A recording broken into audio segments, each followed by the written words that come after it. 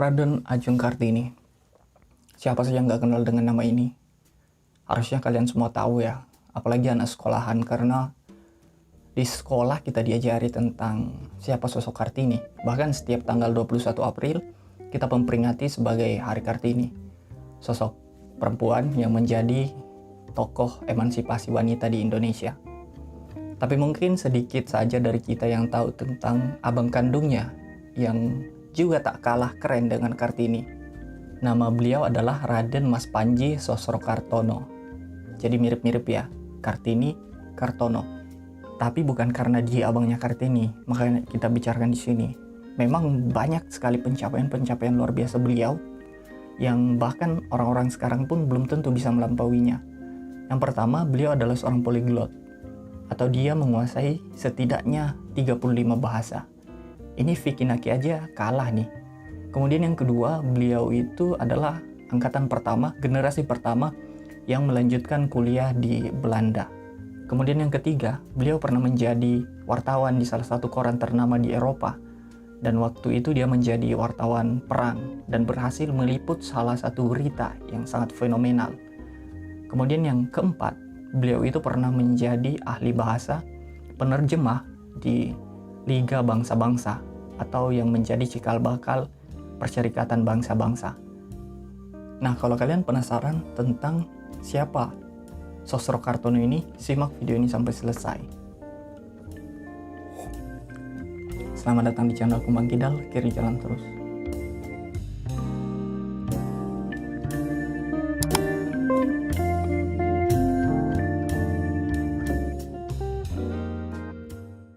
Sosrokartono, beliau adalah kakak kandung dari Kartini. Mereka terpaut 2 tahun saja. Sosrokartono lahir di Jepara 10 April 1877. Dia adalah anak dari pasangan Mas Adipati Aryo Sosroningrat dan Nyai Ajeng Ngasira. Ayahnya ini adalah seorang bupati di Jepara. Jadi beliau memang keturunan bangsawan dan hidup dalam lingkaran keluarga ningrat. Jadi punya cukup privilege lah untuk melanjutkan pendidikan yang lebih tinggi dibandingkan anak-anak rakyat jelata yang bukan dari keturunan bangsawan. Di zaman itu hampir mustahil untuk bisa menempuh pendidikan.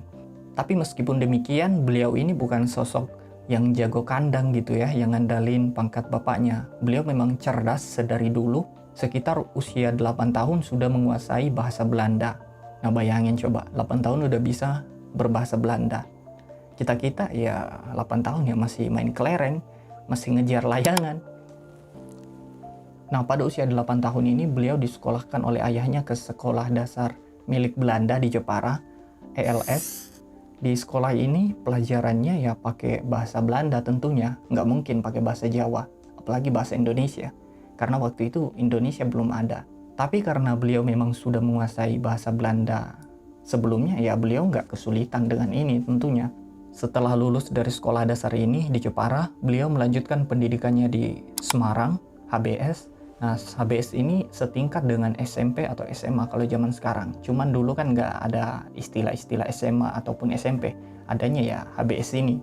Nah, karena jarak antara Semarang dan Jepara ini jauh, nggak mungkin dong dia pulang pergi. Mau nggak mau, Sosrokartono harus menetap di Semarang. Tapi beliau nggak ngekos di Semarang atau tinggal di asrama. Ayahnya memilih untuk menitipkan Sosrokartono kepada salah satu keluarga Belanda yang ada di Semarang. Nah, ketika tinggal dengan keluarga Belanda inilah, pola pikir Sosrokartono semakin terbuka. Semenjak sekolah di HBS, Sosrokartono ini semakin giat belajar dan rajin membaca buku-buku. Dan buku zaman itu ya buku-buku yang berasal dari Eropa tentunya. Kalau nggak bahasa Belanda, bahasa Inggris, bahasa Jerman, Perancis, dan lain-lain. Ya mau nggak mau kalau dia mau mengerti tentang buku-buku yang ia baca, dia harus belajar tentang bahasa-bahasa asing tersebut. Nah disinilah kemudian cikal bakal dia menjadi seorang polyglot karena semakin giat belajar bahasa asing demi memenuhi hasratnya untuk mengetahui apa yang dia baca. Kemudian beliau lulus dari HBS Semarang pada tahun 1897. Kemudian mendapatkan rekomendasi dari kakeknya yang seorang bupati Demak untuk melanjutkan pendidikan di Belanda di usia 20 tahun. Jadi disinilah Sosrokartono menjadi generasi pertama yang akhirnya melanjutkan pendidikan di Belanda. Gila nggak tuh, 20 tahun udah berangkat ke luar negeri. Mana di sana nggak ada teman, nggak ada orang yang bisa dihubungin. Ya secara Sosro Kartono ini kan generasi pertama. Ibarat kata beliau lah yang babat alas untuk melanjutkan pendidikan di negeri kincir angin. Awalnya Sosro Kartono ini mengambil jurusan teknik di Sekolah Tinggi Teknik Kota Delft dengan tujuan ketika nanti balik kampung halaman beliau bisa mengembangkan teknik pertanian di bumi Jawa atau Nusantara pada umumnya, terkhusus dalam teknik pengairan irigasi. Tapi seiring berjalannya waktu, beliau tidak merasa cocok dengan jurusan yang diambil, atau kalau bahasa anak-anak sekarang, salah jurusan. Ternyata orang-orang dulu bisa salah jurusan juga ya. Akhirnya karena salah jurusan ini, beliau akhirnya memutuskan untuk pindah ke jurusan Bahasa dan Kesusastraan Timur di Universitas Leiden. Karena Sosro Kartono ini menguasai begitu banyak bahasa, akhirnya suatu waktu beliau diundang ke sebuah kongres bahasa dan sastra Belanda yang ke-25 di Belgia saat masih menjadi mahasiswa. Waktu itu beliau diminta untuk berpidato, dan pidatonya ini benar-benar keren dan membuat banyak orang tercengang karena beliau sempat-sempatnya mengkritik praktek penjajahan, kolonialis, dan imperialis yang dilakukan oleh bangsa-bangsa barat. Nah, semenjak pidato yang kontroversial itu, beliau mendapatkan popularitas dan publikasi di berbagai media massa. Jadi beliau diberitakan di mana-mana. Kemudian saat itu juga beliau juga mendapat perhatian khusus dari pemerintahan Belanda. Sudah pasti dengan keberanian dan kemampuan yang beliau miliki itu bisa mengganggu stabilitas pemerintahan di Hindia Belanda tentunya, di Nusantara yang lagi dijajah. Kemudian di kampus, Sosro Kartono ini dipersulit oleh seorang profesor bernama Snoek Harkronya yang kala itu adalah salah satu guru besar di Universitas Leiden. Bagi yang nggak tahu siapa sih Profesor Snoek ini, Profesor Snoek ini adalah aktor jahat yang akhirnya membuat Aceh berhasil ditaklukkan. Jadi dalam sejarah penaklukan Belanda di Nusantara kan Aceh adalah salah satu wilayah yang paling sulit ditaklukkan dan membuat akhirnya Belanda mengalami kerugian begitu besar. Sampai akhirnya Aceh bisa ditaklukkan karena apa? Ya karena Profesor Snoek ini. Caranya adalah beliau sampai benar-benar mempelajari Islam. Karena waktu itu masyarakat Aceh memang benar-benar memegang teguh prinsip-prinsip Islam. Jadi Profesor Snoek ini mempelajari Islam bahkan sampai ke Mekah. Beliau sampai pura-pura jadi mu'alaf. Agar apa? Agar bisa memahami Islam. Jadi beliau juga memahami bahasa Arab dengan fasih. Nah, kemudian setelah itu, akhirnya Snoek Harkronya ini menjadi salah seorang penasehat untuk bisa menaklukkan Aceh. Dan benar, Aceh bisa ditaklukkan atas politik pecah belah yang dilakukan beliau. Mungkin kapan-kapan kita bisa bahas sosok Snoek Harkronya ini. Singkat kisah, Sosro Kartono kemudian mendaftar dan lolos menjadi salah seorang jurnalis di koran Amerika yang berada di Eropa, tepatnya di Austria kala itu. Beliau kemudian ditugaskan menjadi seorang wartawan perang yang tentunya tugasnya adalah meliput berbagai peristiwa-peristiwa perang dunia pertama kala itu yang sedang bergulir. Nah, untuk memudahkan gerak-gerik beliau, Sosro Kartono ini akhirnya disusupkan ke dalam pasukan sekutu. Beliau juga mendapatkan pangkat mayor kala itu sebagai tentara yang sekaligus wartawan perang. Tapi beliau nggak mau bawa senjata. Karena kata beliau, aku tidak menyerang seseorang. Dan pastinya orang tidak akan menyerangku. Jadi untuk apa membawa senjata? Ya kurang lebih begitulah ya. Apa yang dikatakan beliau ketika disodorkan senjata. Yang menarik dari karir jurnalismenya beliau adalah Sosro Kartono berhasil meliput salah satu berita yang fenomenal kala itu, yaitu perundingan antara Prancis dan Jerman pada Perang Dunia I. Perundingan ini diadakan sangat-sangat rahasia dalam sebuah gerbong kereta api yang diberhentikan di belantara hutan terpencil di Prancis. Tapi entah bagaimana, Sosro Kartono ini bisa meliput berita itu kemudian besoknya terbit di koran Amerika yang tadi itu. Dan itu membuat namanya semakin populer. Menurut Hatta, bahwa pendapatan Sosro Kartono kala itu cukup besar, dengan sekitar 1.250 US dollar, yang kalau dikonversi ke zaman sekarang itu setara dengan 31.000 sekian dolar. Atau kalau dikonversi ke rupiah, ya sekitar 400 jutaan lebih. Kebayang nggak tuh? Gaji sekitar 400 juta. Berarti pekerjaan jurnalis memang benar-benar prestisius ya, kala itu. Karena nggak semua orang bisa mendapatkan penghasilan segede itu tentu saja. Tapi setelah Perang Dunia I berakhir, karir jurnalis Sostrokartono juga berhenti. Kemudian beliau beralih profesi menjadi ahli bahasa di kedutaan Prancis yang ada di Belanda, kota Den Haag. Tak berhenti sampai di situ saja. Setelah berkarir di kedutaan Prancis, beliau kemudian pindah menjadi ahli bahasa di Liga Bangsa-Bangsa. Ini sesuatu yang lebih prestisius tentunya. Liga Bangsa-Bangsa ini adalah cikal bakal Perserikatan Bangsa-Bangsa. Tapi nggak lama setelah itu beliau akhirnya berhenti sebagai ahli bahasa di Liga Bangsa-Bangsa karena merasa bahwa Liga Bangsa-Bangsa itu dibentuk secara pragmatis dengan kebutuhan atau kepentingan beberapa negara saja dan tidak konsen pada isu-isu kemanusiaan.